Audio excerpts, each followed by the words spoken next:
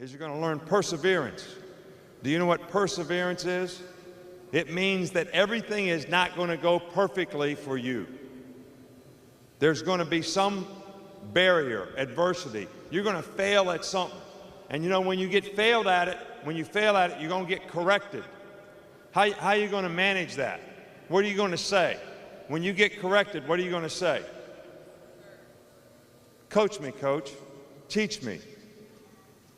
I'm listening to what you have to say. I'm going to try to do it. And you know what some of you guys are going to do? You're going to give us a lecture on why you did what you did. You're going to tell me why you did what you did. I don't care why you did it. I'm telling you how to do it so you can get better. So you don't have to, we're not criticizing you. We're teaching you. If we criticize you, you can explain. We're not going to criticize you. We're going to teach you. If we're teaching you, you need to listen and learn. Look at me. Everybody look at me right now. How many ears do I have? How many mouths? My dad always told me that means God wanted you to listen twice as much as you talk. Try it. You can't learn anything that you already know. You have to know something to speak. So we want you to listen and say, coach me, coach, so that I can take a failing that I had and turn it into a positive by learning something from the mistake that I made. You know, there used to be a commercial about Michael Jordan, and it used to say, I've taken 26 game-winning shots and missed. I've played in 384 NBA games and lost. And then he walks in the locker room and says, but because I fail is why I succeed. Everybody understands what he's saying, right? I already said this. You can't be a good competitor if you can't overcome adversity.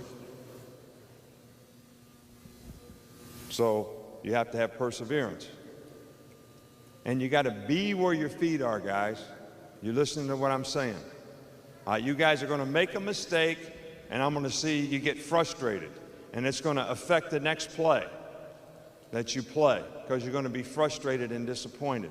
That's not being where your feet are. The last play that you played is history. The only thing it's good for is learning something. And if you did really good on the last play, and I'll see that in Bama ball, when I watch you guys play Bama ball out there at night, guy will make a play. He's so happy, he's giddy for the next 5 plays. Is he playing the next play right? No. So if you're thinking about what happened in the past and it was bad, you're frustrated, that's affecting your performance. If it was really good, you get a little complacent. You don't think it's important to do the next thing right. Like when you make an A on the midterm, you think you can take it easy in school for a couple weeks and make a C on the next test and still have a B average. That's not winning a championship that way. Does everybody kind of get the point here? You got to persevere. If you're going to be a competitor, you got to be relentless. Be where your feet are. Don't worry about what's going to happen in the future. That just creates a bunch of anxiety. How about right now? Whatever we do in the next minute, that's what you're focused on. When we start flexibility, that's what you're focused on. When we do individual, that's what you're focused on. Everybody agree with that? We're not thinking about what's going to happen in the future. We're not thinking about what happened in the past, not what happened yesterday in practice, nothing but what I can do right now. That's the best way to compete. And when you play in a game, you play the same way. Play every play like it has a history and life of its own. What happened on the last play doesn't matter. Not worried about the end of the game. Scoreboard doesn't matter. What happens on the next play is what matters. I know you all probably don't watch women's softball, but our women's softball team was in a national championship against Florida. Best 2 out of 3. They were playing great. They won every game. Girl from Florida in the 4th inning hits a home run off of our best pitcher. Whole team changed. Whole team changed. I'm going to tell you one story. My friend Joe Lipsy was a middleweight boxer. You never heard of him. This happened in the 90s. Marvin Hagler is the best middleweight boxer in the world at that time and was for 10 years, and he was the champ.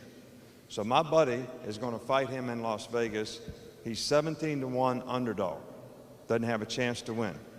Fights on TV. Everybody says, my man Joe's not getting through the first round. Won the first round, won the second round, won the third round. In the fourth round, he got knocked out. He almost got killed. Ended his boxing career. So I saw him 3 or 4 months later. I said, Joe, what happened? Guy hit you and hurt you and you couldn't defend yourself? He said, no. I hit him with my best punch at the end of the third round, and it never fazed him. So I never thought I could win after that. You guys get the point? The champ won the championship not by what he dished out, but how he took the guy's best punch. That's part of being a competitor too. That's part of being relentless. That's part of playing the next play. And my man Joe shouldn't have let that bother him. He should have kept fighting.